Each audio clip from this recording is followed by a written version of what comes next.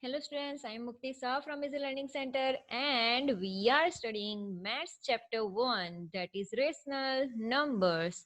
Today we are moving towards the very important part of Maths, very important topic of this chapter, that is properties of addition and subtraction of rational numbers.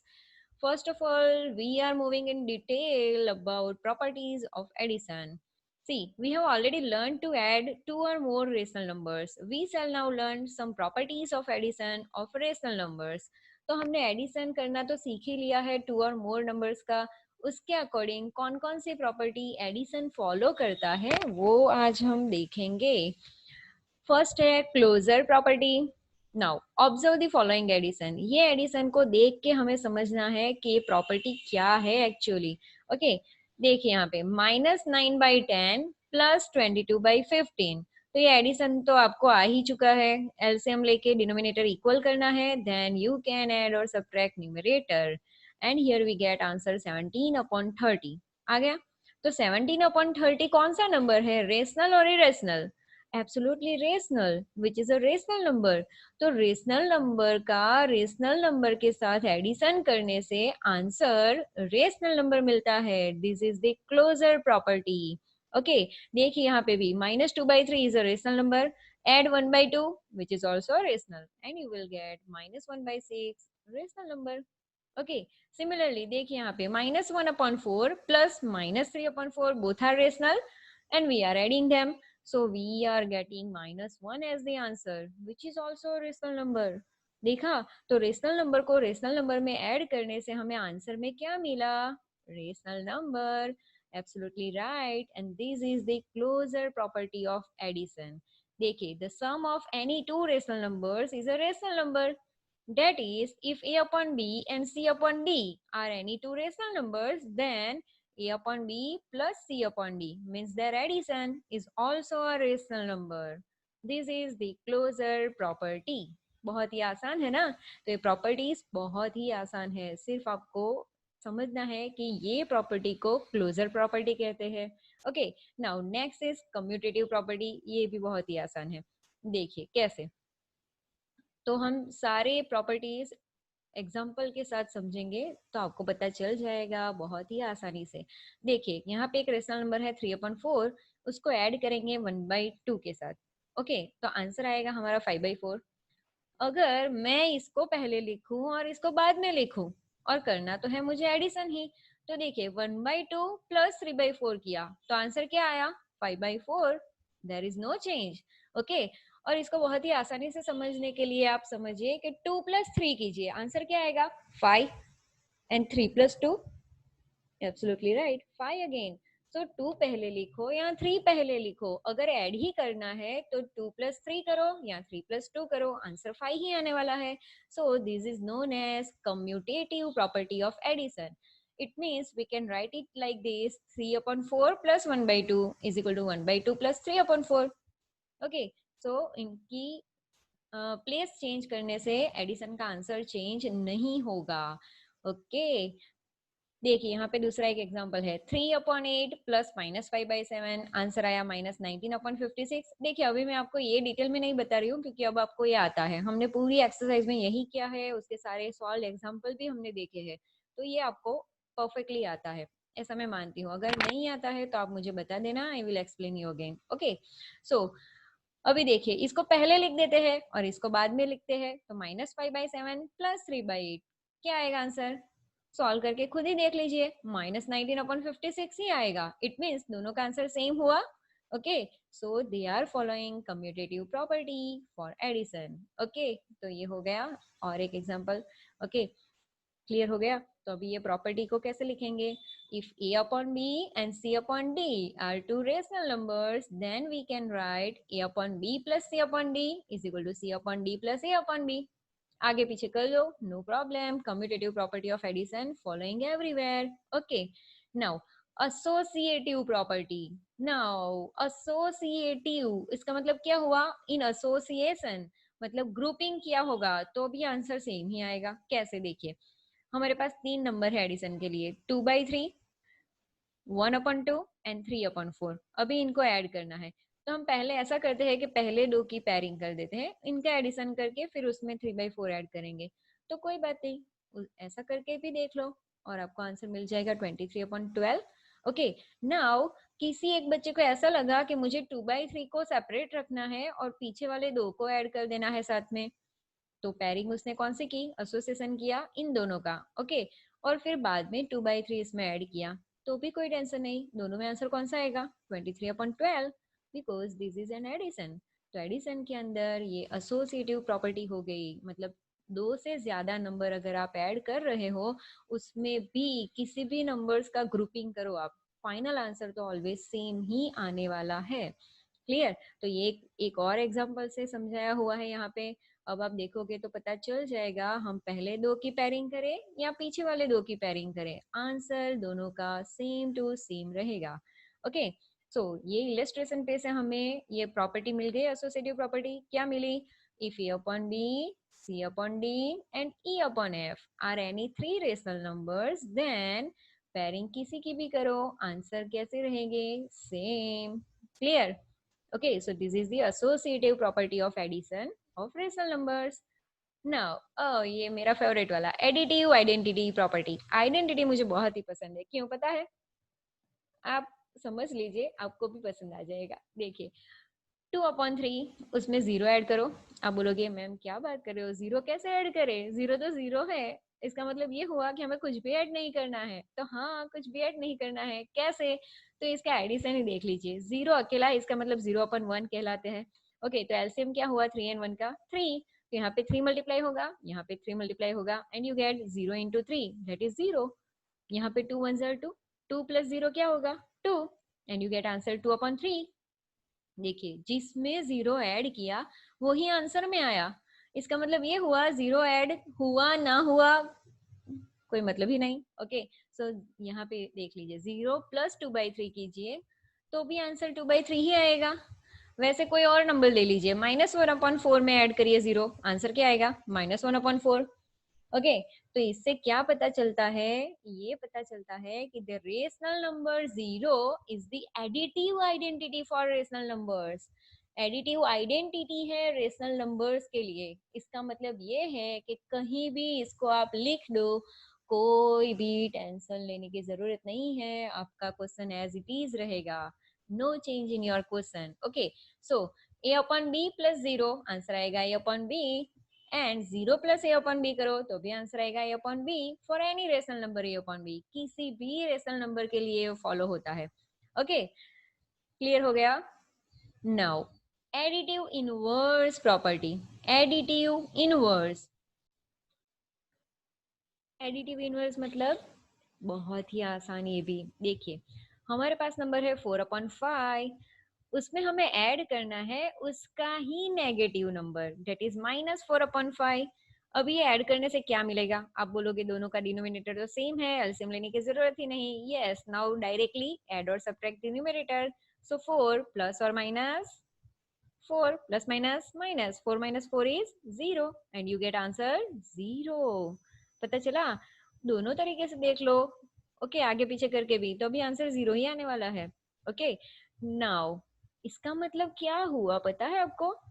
देखिए, ऐसा दूसरा एक number भी ले लेते हैं, -2/3, उसमें add करना है उसका नेगेटिव, मतलब उसका अपोजिट, दैट इज 2/3। तो इसको ऐड करोगे तो भी आंसर क्या आएगा 0।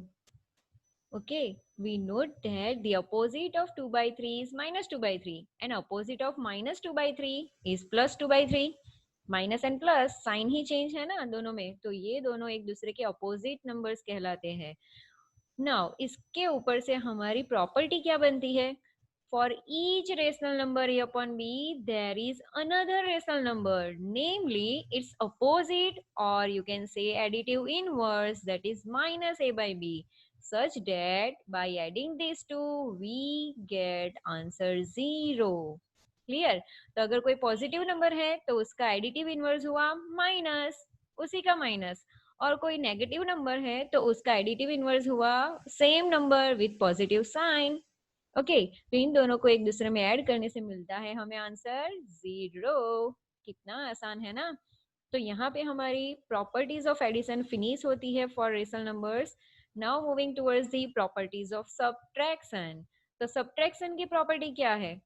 बहुत ही आसान है, आपने सब्ट्रैक्शन किया हुआ ही है। ओके, तो सब्ट्रैक्शन हमने किया हुआ है तो उसके ऊपर से हम चेक करेंगे कि उसकी प्रॉपर्टी क्या है।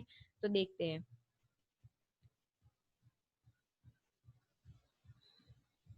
Closure property.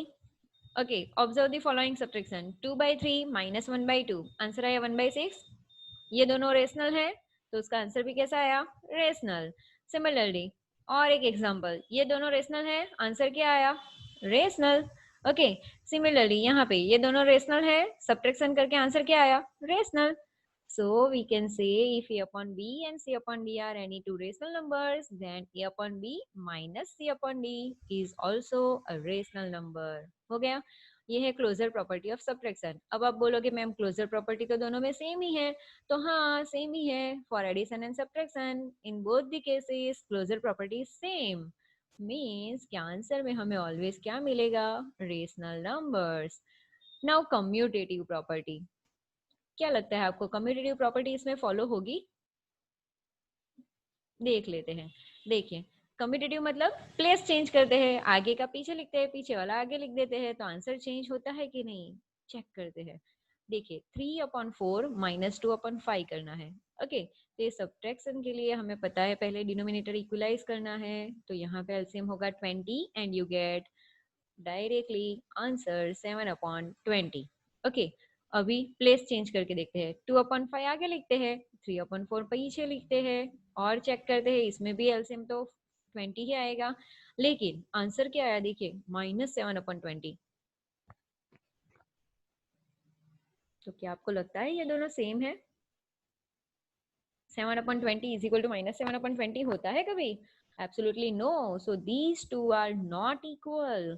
ओके, ऐसे किसी भी क्वेश्चन में आप ट्राई करके देख लीजिए, ये इक्वल नहीं आएंगे। So subtraction of rational number is not commutative. Subtraction commutative नहीं है।